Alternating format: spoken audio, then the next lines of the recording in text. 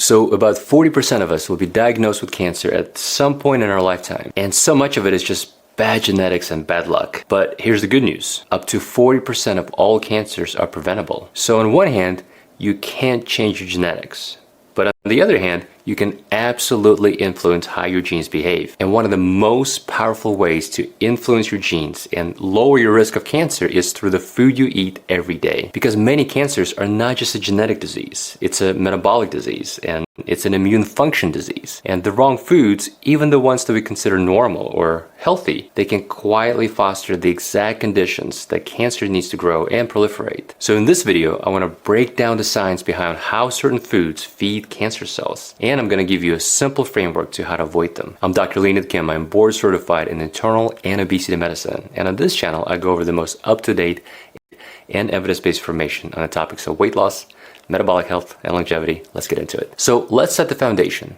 Cancer starts when a normal cell becomes abnormal. Just a single mutation, which happens all the time. And if this mutation goes unrepaired or unchecked, in some cases, it can lead to uncontrolled growth of cells. But for that mutated cell to survive and spread, it needs several things to fall into place. So first, cancer cells need glucose as a primary energy source. And then it needs hormones to grow. So it will be things like insulin and IGF-1, which are basically signals that activate growth pathways. And then cancer cells require inflammation, which is what breaks down barriers. And that inflammation is what suppresses our immune system. And our immune system is our first line of defense against cancers. And then finally, cancers need a blood supply, which they get through a process called angiogenesis. And that is what provides these cancer cells new blood vessels, almost like a lifeline, to feed it nutrients needed for growth. And unfortunately, many foods in our modern diet directly support every one of those steps. But the good news is we can use this to our advantage, and we can use our food to either feed cancers or we can fight it. So we have to start with one of the most potent, naturally occurring carcinogens ever known, and that is aflatoxins, which is a toxin produced by certain molds that we usually encounter on certain grains or nuts or corn. And the foods that we really want to be careful with are peanuts and tree nuts like almonds or walnuts or pistachios. Now, I want to be clear, we do not want to avoid these foods. There's nothing wrong with nuts, but we have to be careful to avoid buying these nuts or grains from humid and warm countries where they could be prone to mold contamination. And we also have to be careful with the indirect or downstream exposure that we can get from things like peanut butter or almond butter, where they could be produced from nuts that didn't have as thorough an inspection for mold. So to minimize this carcinogen, you gotta look for brands that don't get their nuts from humid places. And if you eat nuts, then I would inspect them carefully and avoid eating the ones that are discolored or shriveled, as that could potentially point to a mold contamination. And then try to eat nuts within a month of purchasing them from the store and watch out for their shelf life expiration dates. And another thing that's helpful is roasting peanuts and pistachios, which can reduce the amount of aflatoxin content, but it doesn't eliminate it completely. And by the way, another sneaky way aflatoxins can make it into our food is indirectly through milk and dairy products. So some animals consume aflatoxin-contained feed like corn, and there's a special aflatoxin called M1, which lives on animal feed, and then it can get secreted in milk. So we have to be careful, especially if you get milks from cows that are fed untested grain, or if you get unregulated raw milk or dairy products. Okay, next up, no surprise here, but foods that are high in sugar or processed carbohydrates are also linked to increased cancer risk, especially when it comes to breast cancer and colon cancer and possibly pancreatic cancer. And that is because cancer cells love sugar. So to help you visualize this, imagine your body's made out of trillions of tiny engines, which are your cells. And normally these engines burn fuel very efficiently. They use oxygen and they get a lot of energy from each bite of food that you eat. But cancer cells, well, they're different. They're more like broken engines that do not work efficiently, so they burn through a ton of fuel really fast. And their favorite fuel is sugar, or more precisely, it's glucose, which is the type of sugar that your body makes from food like breads and pastas and candy and soda. And that's in part explained by the Warburg effect, which is a process called aerobic glycolysis, where cancer cells choose to burn sugar super quickly, even when there's plenty of oxygen around. And cancer does not care about efficiency. They just want to grow fast. So when you eat foods that spike your blood sugar, your body releases hormones like insulin.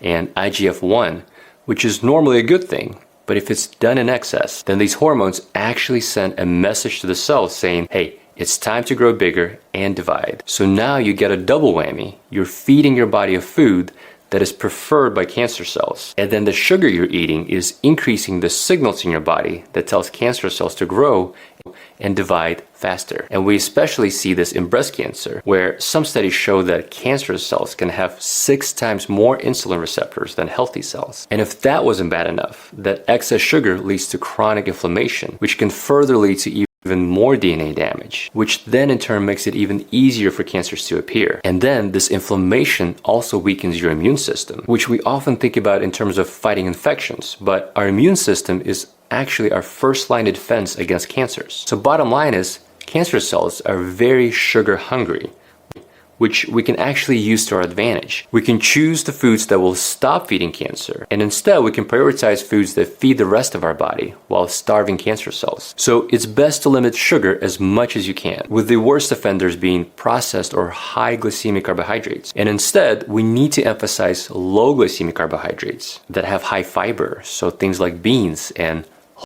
whole grains and vegetables and berries. And I always talk about this, but if you drink regular soda, that's just low-hanging fruit that can be switched today to things like tea or water or even diet soda. And by the way, there's a lot of controversy about diet drinks and sweeteners in general and their association with cancer. But that's a very nuanced topic, and I'm actually going to go deeper on that in one of my future videos. Now, another food that we have to be careful with is processed meat and red meat. But we have to approach this topic a little carefully because the science on this is not as black and white as the headlines make it seem. So to start, there's tons of studies and meta-analyses that showed an association between high intake of processed meat, like ham and bacon and sausages and hot dogs, or high intake of red meat, so things like pork or beef or lamb, and how they could be causing cancers, especially colorectal cancer. But the important thing here is these are observational studies that show association, but we don't know if there's causation. Because in a lot of these studies, research look at what people ate and track which groups of people develop cancer. And what they notice is the people who ate more processed meat or red meat were more likely to get cancers in the colon. But it's hard to tease out if those people also smoked more or exercise less. Or on the flip side, did the people that ate less processed meats, were they more likely to have access to fresh food? Or did they have access to better healthcare? Which is what we call the healthy user bias that we often have to account for in these studies, where maybe it wasn't the consumption of meat itself, but maybe it's the other behaviors that could possibly explain the reduced cancer prevalence in those populations. So the way I think about it is there's definitely mechanistic reasons for why red meat or processed meat may cause cancer, because many processed meats have nitrites, which are preservatives used to cure and flavor meats. And once nitrites get into your stomach, the acidity in your stomach turns them into nitrosamines, specifically N-nitrosodimethylamines, or NDMA, which is a known carcinogen, and it could increase the risk of cancer, specifically stomach cancer. On top of that, how we cook meats also matters, because when meat is grilled or fried or barbecued at high temperatures, this process can create chemicals called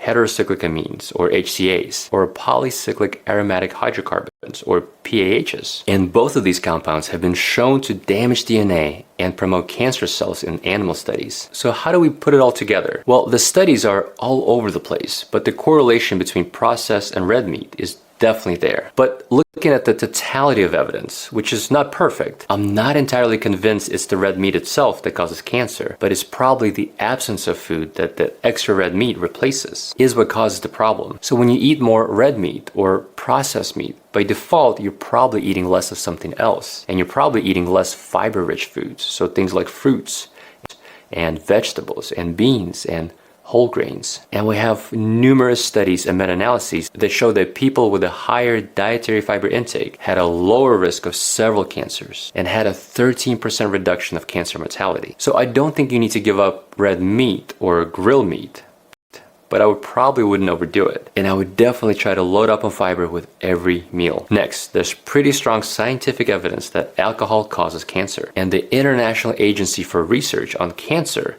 has classified alcohol as a Group 1 carcinogen all the way back in 1987 due to sufficient evidence that it causes cancer of the oral cavity and the pharynx and the esophagus and your liver. And there's also association with breast cancer in women and colorectal cancer. And alcohol can lead to cancer in several ways. First, it's metabolizing your liver to acetaldehyde, which is a toxic compound that directly damages DNA. And then it interferes with DNA repair. And then alcohol also causes vitamin deficiencies. So you get lower levels of vitamin B1 or thiamine, which is absolutely critical for healthy mitochondrial function and energy metabolism. And alcohol can also impair your body's ability to absorb folate, and a folate deficiency can lead to further DNA synthesis errors. And on top of all that, alcohol also acts as a solvent, which actually enhances the absorption of other carcinogens like tobacco or NDMA into your tissues. Alright, so this is not a comprehensive list of all the foods that cause cancer, but if there's one that I didn't mention, let me know in the comments below and I'll make sure to talk about that in my future videos. I hope this was helpful. Stay healthy, and I'll see you in the next one.